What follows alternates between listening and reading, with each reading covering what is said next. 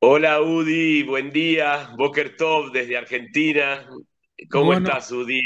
bueno, hay que decir bien, solía decir mi abuela, en paz descanse.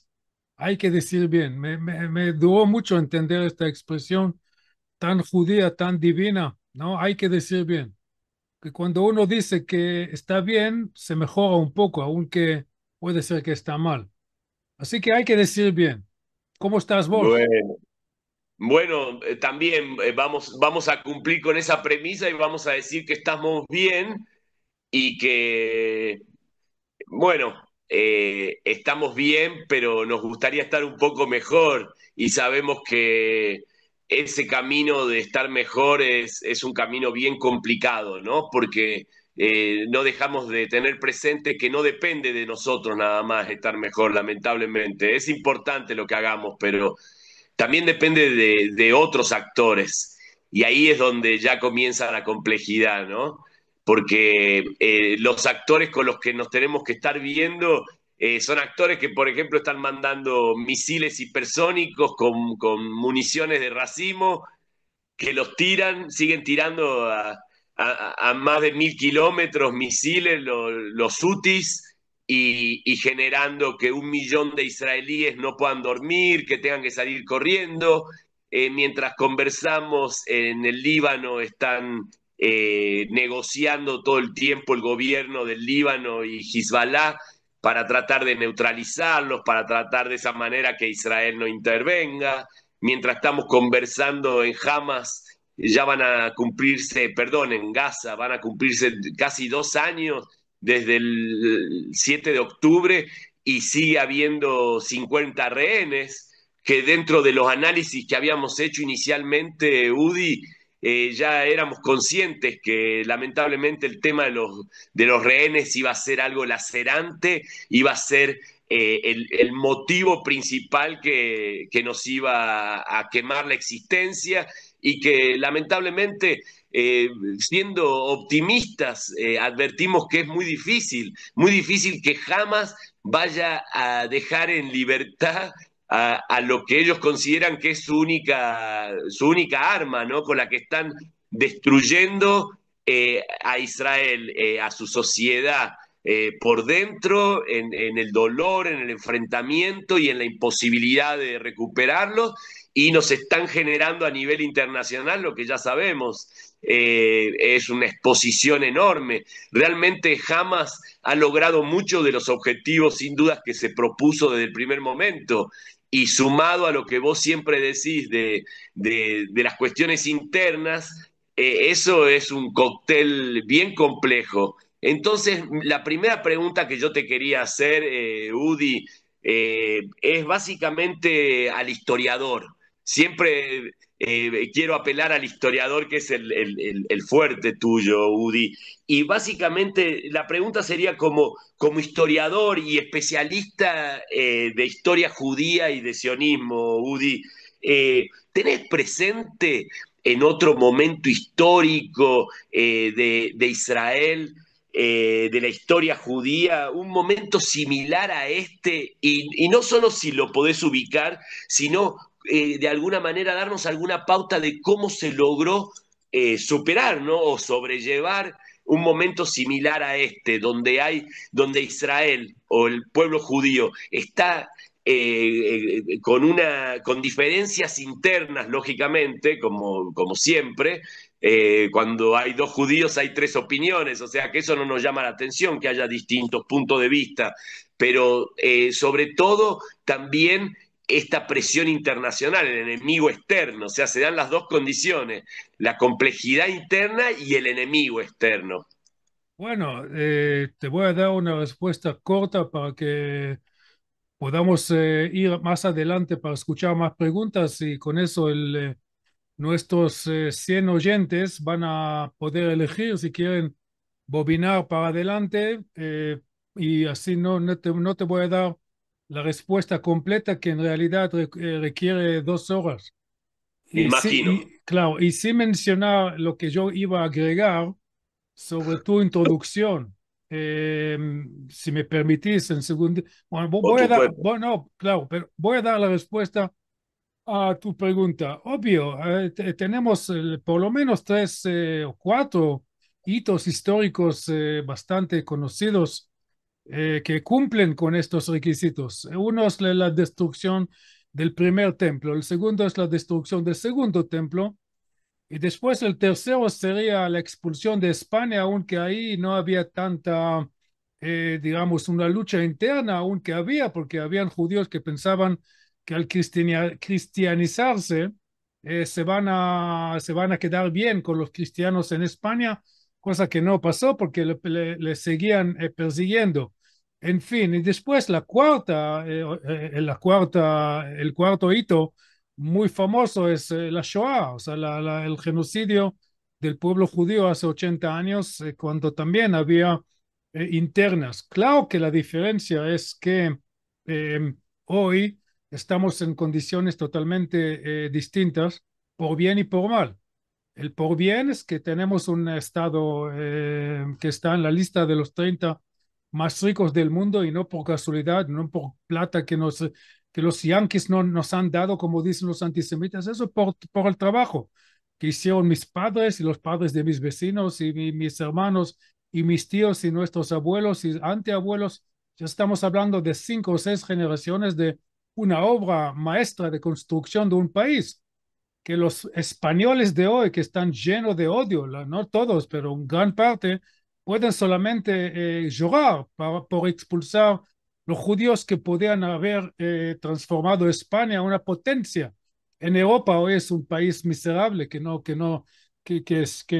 tiene, o sea, incomparable a Israel. Entonces, eso, digamos, es las buenas noticias, que tenemos un Estado bastante fuerte con todos los aspectos de la fuerza, que sea la económico, lo social, lo cultural y por supuesto lo militar. Por el otro lado, la interna que estamos sufriendo en este momento es realmente una pesadilla.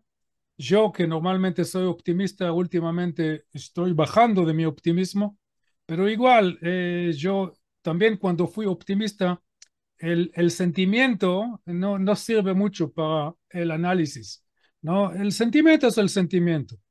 Así que, resumiendo, una respuesta corta, sí, habían antecedentes y si vamos a tomar el más famoso, que es la destrucción del segundo templo, ¿cómo solucionó eso? Tuvimos que esperar 1800 años para volver a nuestra tierra, ¿no? Entonces, no creo que vamos a llegar a la destrucción del tercer templo. Y voy a decir una cosa más, principalmente las comparaciones históricas, aunque pertenece a mi ocupación, ¿no? A mi profesión, comparación, que no existe la historia sin hacer las comparaciones. Recién hemos hablado de la diferencia entre Israel y España o entre lo que podía ser España con judíos. Esas son comparaciones. Comparar Argentina antes de Milei, después de Milei, todo eso es comparaciones, pero las comparaciones tienen sus límites, porque uno puede decir, bueno, yo nunca tuve un accidente de camino. Muy bien, señor, ¿por qué? Porque soy un chofer muy prudente. Cuando salgo a la calle, manejo con mucha atención. Perfecto, pero ¿qué pasa con el maldito HDP que está manejando a 180 kilómetros por hora borracho y te mata? Bueno, ahí te dice, bueno, ahí voy a poner en su lápida, este muchacho tenía un solo accidente, ¿no? Uno solo, pero este uno solo ya elimina todos los 1000 o 10.000 casos que él evitó el accidente de caminos por ser un chofer prudente. Así que las comparaciones históricas tienen un límite. Podemos aprender mucho, pero siempre tenemos que recordar que el futuro está abierto. Es parte de la filosofía judía que el futuro todo el tiempo está abierto, más allá que Dios Todopoderoso ya decidió todo, pero nosotros los seres, estoy hablando como un señor religioso, como un muchacho, bueno, como un tipo religioso, estoy hablando de la tradición. Yo no creo en eso, pero eso no es la cuestión. De todas maneras, también un judío ultra religioso va a estar de acuerdo conmigo que el futuro está abierto, ¿no? Se dice en hebreo,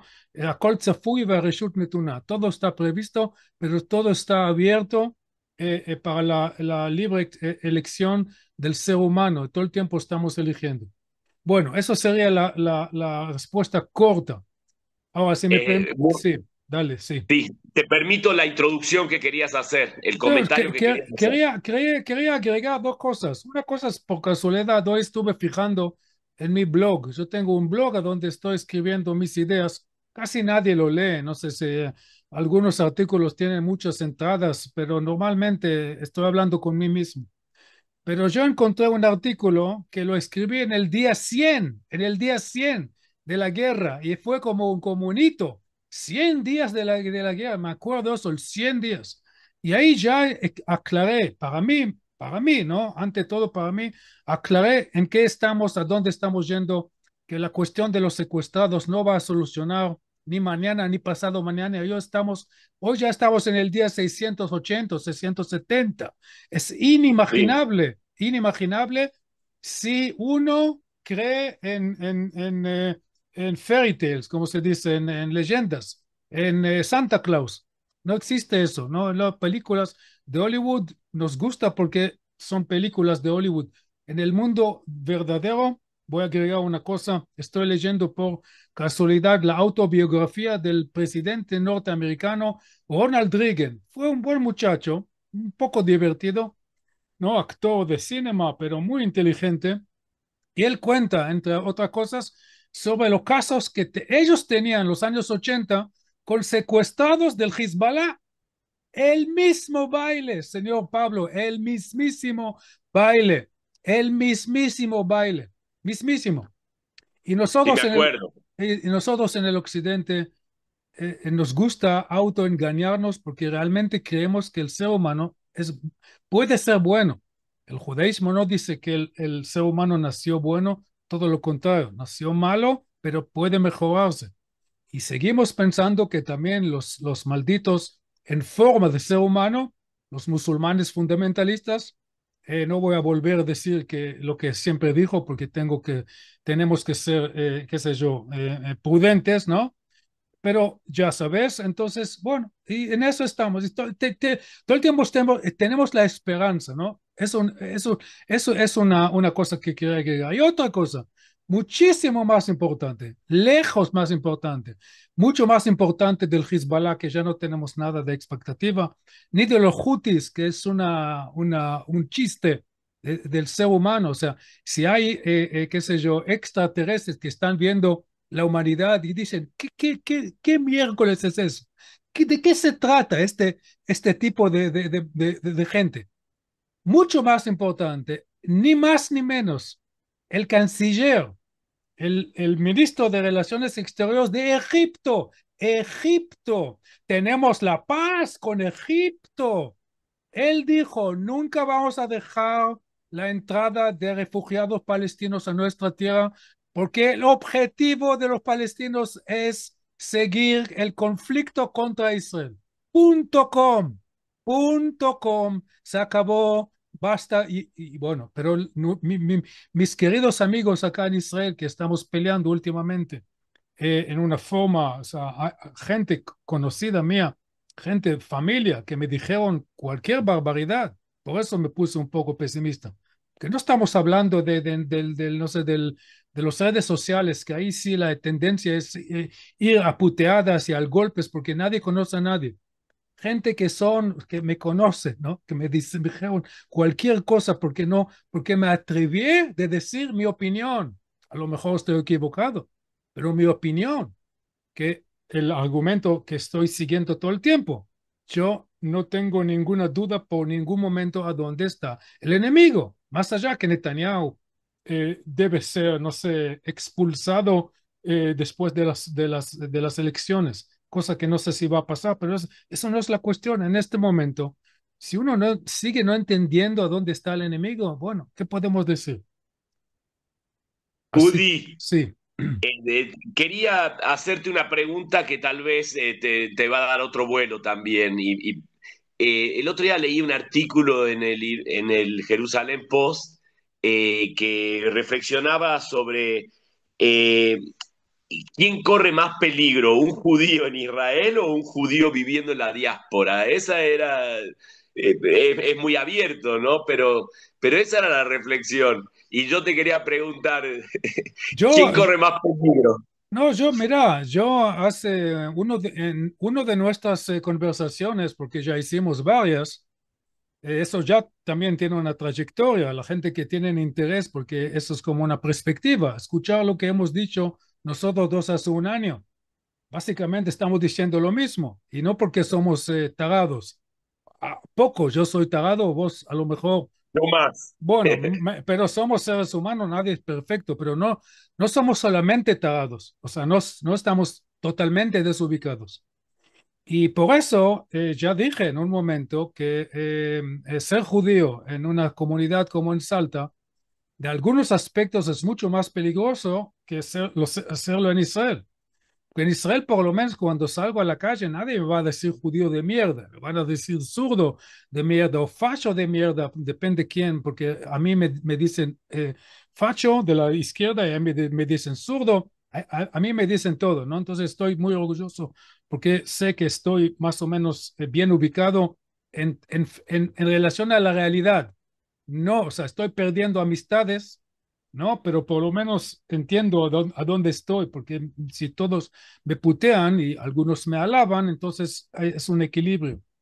En ese sentido es mucho más seguro, pero claro que si van los egipcios que están armando el ejército más poderoso de la región y los turcos que no, o sea, Erdogan no cubre o sea, no está tapando su intención de eliminar a Israel. Es un parte de la OTAN, es un país que tenemos relaciones y todo, entonces estas dos poderes y agregar Irán, o sea, la cuestión con Irán no terminó, nadie tiene, o sea, los que tienen ilusiones, bueno, que tengan toda la suerte en su vida, pero la gente que están usando el cerebro saben que la cuestión con Irán no terminó, entonces, y No, Arabia Saudita, bueno, que lo llaman los moderados. Hace 10 años las mujeres allá no podían ni siquiera manejar, ¿no? Ni hablar de votar. O sea, es un país moderado porque tiene petróleo. Petróleo es petróleo y moderación es moderación. ¿Qué tiene que ver uno con el otro? No, no, o sea, el autoengaño de seguir mintiendo, así que de este punto, claro, ahora bien, no estamos totalmente aislados y no todos los árabes están contra de Israel y los sauditas están en favor de Israel porque tienen más miedo de los iraníes que tienen genial. de Israel. Por eso hay como un balance de poder. Israel debe seguir muy fuerte y no caer otra vez en la trampa del autoengaño, que Netanyahu fue el gran líder de este autoengaño. No sé, esta semana se dio un dato, 90,000 camiones, 90,000 camiones de provisiones que Israel estaba dando a Hamas antes del 7 de octubre y 760 kilómetros de túneles, algunas partes de esos túneles tienen 3 pisos, camiones pueden ir. ¿Y de dónde vino el hormigón y el acero y todo? Nosotros, los boludos, perdón, my friend, nosotros mismos estuvimos alimentando a nuestro enemigo.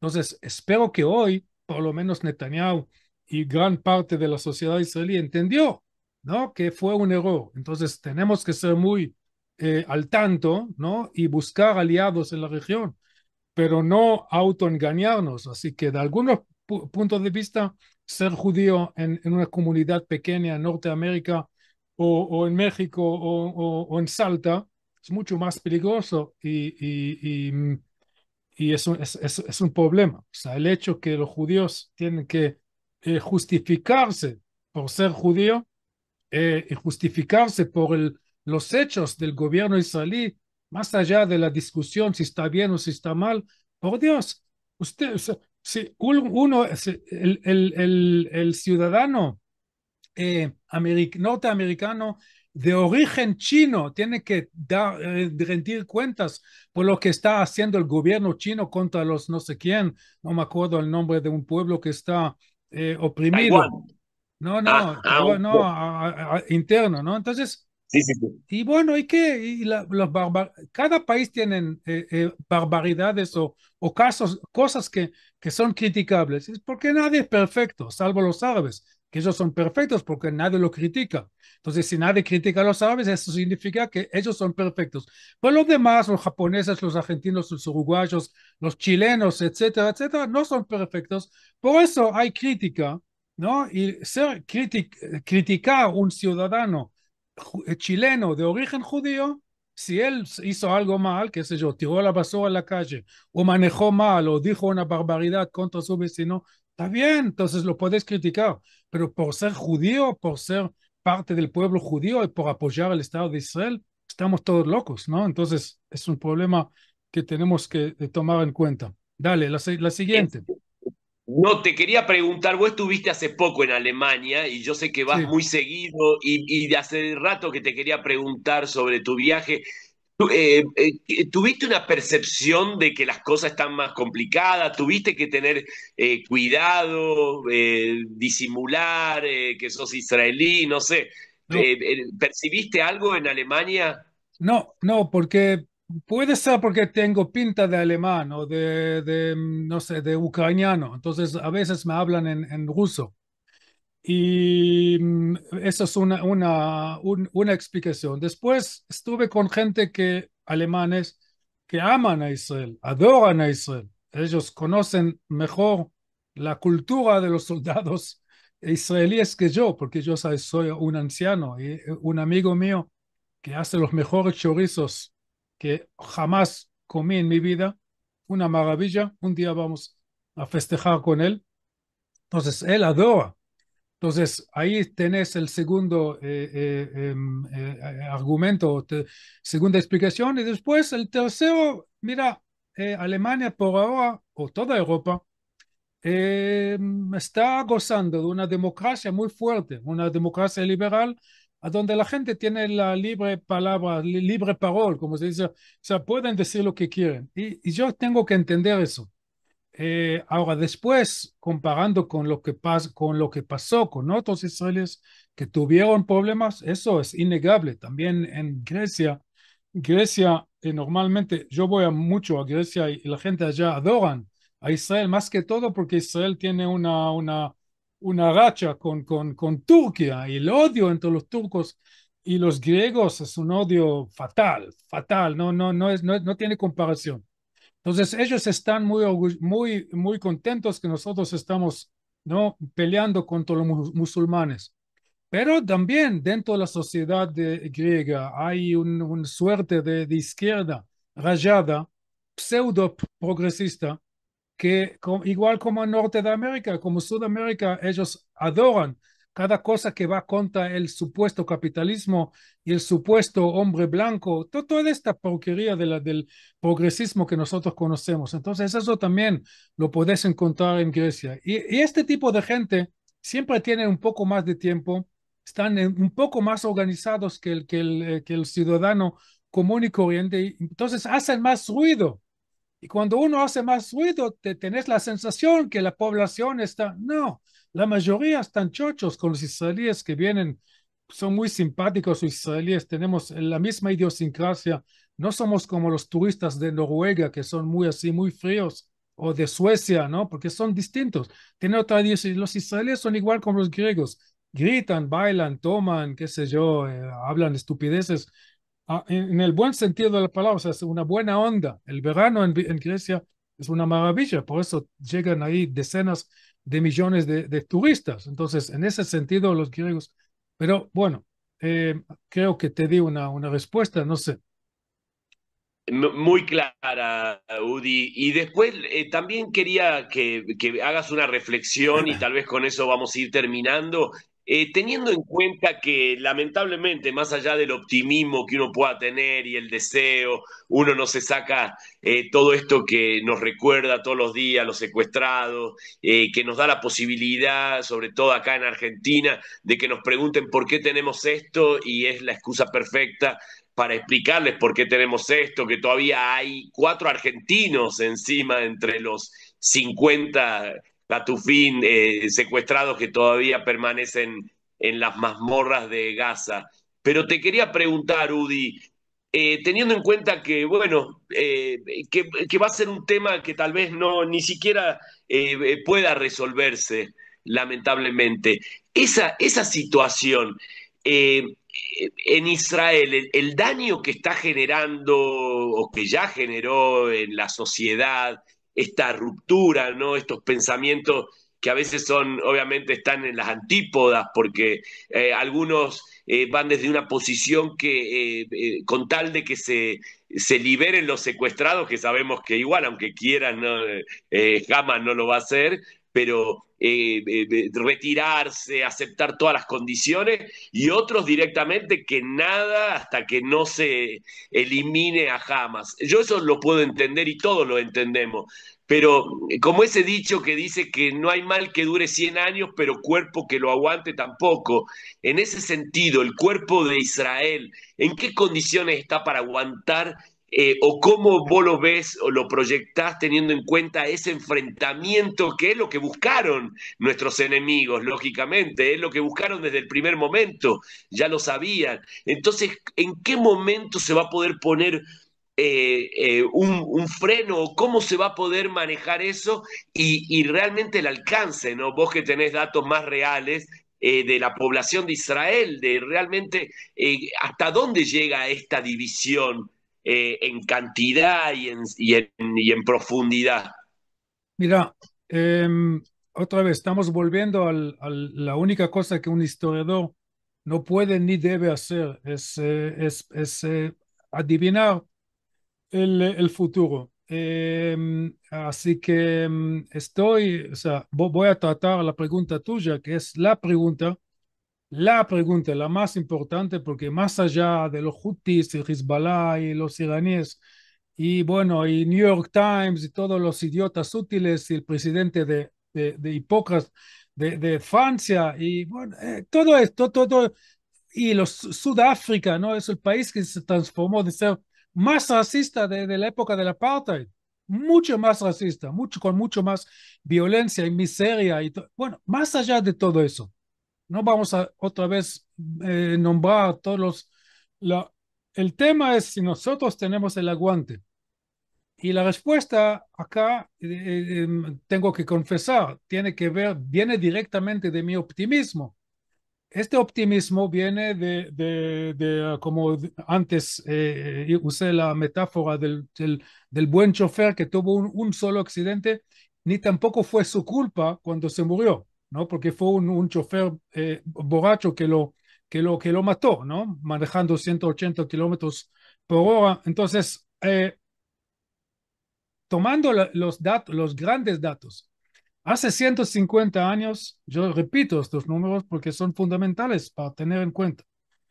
Estaban acá 24.000 judíos y el resto de los judíos en el mundo estaban pensando que un día van a regresar. De repente viene Herzl y toda esta gente, Ben Gurion, y bueno, lo quien sea, y después viene mi papá y mi mamá, y bueno, etcétera, etcétera, etcétera, y de repente ya somos 8 millones de judíos en 150 años. No se puede decir que estamos en la misma. Y en cada momento, en estos 150 años, nunca tuvimos una tranquilidad. Todo es relativo, claro que había momentos más tranquilos y menos, está bien, pero en ningún momento nuestros vecinos no han aceptado, en ningún momento, no por indiferencia, qué sé yo, pues que ponele que un alemán le preguntas, che, señor, ¿qué pensás de los moldovianos? Y te dice, ¿moldo qué? O un argentino, ¿qué piensa de los hondureños? ¿Hondo qué? No, no por indiferencia, por diferencia, diciendo claramente nosotros no queremos un ente judío acá soberano. Los judíos pueden ser una minoría tolerada dentro del mundo árabe y no estamos de acuerdo a una soberanía judía. Y a partir del primer momento, 24.000 y hoy somos 8 millones y hace 150 años la expectativa de vida era de 40 años, hoy estamos liderando el mundo en cualquier aspecto de salud pública y de salud personal, etcétera, etcétera, etcétera. Así que estos datos me dan mucho optimismo, pero volviendo a la metáfora del chofer, quién sabe. Ahora, yendo más al grano, ¿cómo vamos a saber a dónde estamos? porque tenemos democracia, muy simple. En poco tiempo, ¿te acordás que hace un año estuvimos hablando, no? Yo dije, de las elecciones. no, yo dije, en el mejor caso, si mañana el Parlamento se desarma, las elecciones se van a hacer en 90 días, y en el mejor caso, dentro de 10 días más, o sea, en total 100 días, vamos a tener un nuevo gobierno que va a tener la misma problemática, el mismo Hamas, el mismo Irán, el mismo New York Times, el mismo judíos auto-antisemitas, la misma basura pseudo progresista de la Universidad de Harvard y de Yale y de los payasos de España y de Francia, igual. Bueno, pasó un año y ya estamos acercando al fin del 25, ¿no? Y estamos en agosto, o sea que vamos a hacer el cálculo otra vez. En el mejor caso, si mañana no hay sesión del Parlamento, pero ponelo, que no ponele que, qué sé yo, Netanyahu fallece de un infarto y de repente dicen, bueno, mañana tenemos que hacer una sesión urgente del Parlamento. En 100 días vamos a tener, 100 días, ya estamos 3 meses, estamos en agosto, estamos hablando de noviembre, fines de noviembre de 2025. Y las elecciones están previstas para el octubre o noviembre de 2026. Así que en el peor caso, dentro de un año y cuarto, ya vamos a saber a dónde viene la mano. ¿Y a qué me refiero con eso? Si el ciudadano israelí va a poner en las urnas sus broncas y sus odios y va a hacer los partidos, los factores más extremistas más fuertes sin posibilidad de coalición.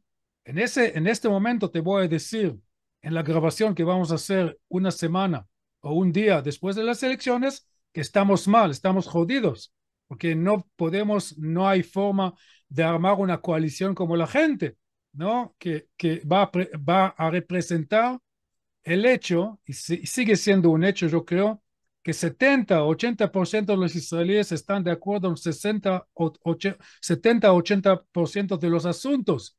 Y más que todo, la mayoría de los israelíes saben a dónde está el enemigo, más allá de la bronca que pueden tener con razón con Netanyahu y con este gobierno, de que está compuesto de gente que no quiere pelear. Uno de ellos me acercó hace unos días, me dijo, señor, ¿me podés llenar el tanque de nafta porque necesito llegar a Jerusalén? ¿Estás loco, señor? Saca tu tarjeta o tu plata, compra combustibles y vayas tranquilo a Jerusalén. No, él piensa que yo, por ser laico, tengo que llenar su tanque de autos. Entonces, esta coalición, bueno, volviendo al escenario positivo, y después de las elecciones vamos a tener una lista, una serie de partidos. Nadie va a ganar, porque Israel nadie gana. Un partido con 30 bancas, otro partido con 15, otro con 8, otro con 11, pero todos estos, o suficiente, de estos van a tener suficiente común denominador como por armar una coalición que va por fin representar estos 80 y 80. Y ahí te voy a decir, estamos bien. No estamos bien en el sentido que el CNN cambió y que el New York Times decidió devolverse un periódico y no el vocero del Hamas. Eso no va a cambiar. Yo sé que me ibas a preguntar también del antisemitismo. Eso no tiene remedio. No tiene remedio. Te voy a mencionar un hecho muy, muy gracioso.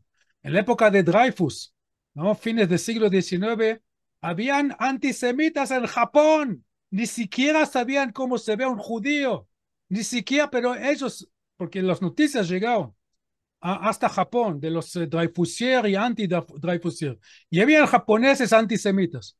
Entonces el antisemitismo no va a desaparecer, ni New York Times, ni Houthis, ni los Houthis, ni Hezbollah, ni Hamas. Pero por lo menos vamos a tener un gobierno que va a trabajar por la mayoría de los intereses comunes de la gente, de la población en Israel. En este momento te voy a decir, estamos mejor. Y queda poco. Dentro de un año, no creo que las elecciones se van a hacer en la fecha prevista, Programada. programada, o sea, no en noviembre de 2026 o octubre, no me acuerdo. Yo adivino que ya en la mitad del 26 ya vamos a tener elecciones y ahí ya vamos a ver a dónde estamos. Udi, una reflexión mía Dale, pequeña sí. y vos lo terminás al programa.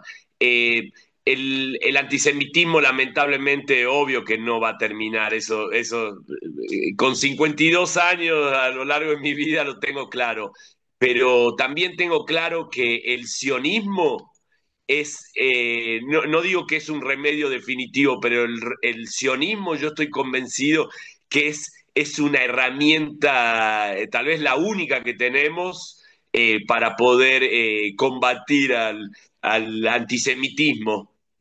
Curiosamente, esa es mi opinión más profunda. Por eso soy profundamente sionista, además. Sí, pero yo también, ya sabes, en ese sentido somos iguales y somos muchos, o sea, no muchos como los chinos, pero somos algunos millones judíos que sienten, tienen semilla bien, pues, puesta el sionismo, pueden saber más o menos, no todos son historiadores, me parece perfecto. Pero yo voy al margen del ser sionista, el sentido común.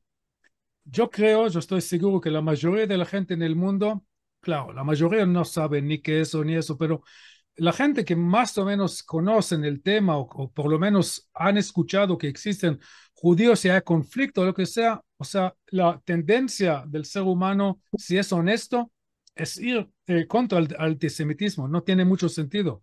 No puede ser que todo un pueblo tiene las mismas características. Cada persona sabe que no tiene sentido. Así que de este aspecto, la lucha contra el antisemitismo es en realidad la lucha en favor de que el ser humano vuelva a usar el sentido común. El sentido común. Todo es criticable y nadie es perfecto y los judíos no tienen que ser, no tienen que presentar su derecho de existir porque somos 25% de los premios Nobel. Según este argumento, los mongoles no tienen derecho de existir. ¿Qué tiene que ver? Y los árabes ni hablar. ¿Qué contribuyó los árabes los últimos 200 años a la humanidad? Nada. Las colas en los aeropuertos, eso es la gran contribución de los árabes. Según este concepto, criterio, ellos no tienen el derecho de existir. Entonces, los judíos tienen el derecho de existir por ser sereshumanos.com, se acabó. Y después, si queremos contribuir a la medicina, a la ciencia, bueno, que estamos aburridos, entonces nos gusta la ciencia, nos gusta, qué sé yo, la creación, la película, la literatura, qué sé yo, el deporte, poco a poco estamos poniendo mejores, aún en deporte, bueno, y tecnología y agua, cosas más importantes, menos importantes, que tiene sentido común. O sea, el antisemitismo va ante todo contra el sentido común. Bueno, creo que con eso. Udi, muchísimas gracias. Estamos, como siempre, en contacto. Y Am Israel High, Am Israel Udi. Chai.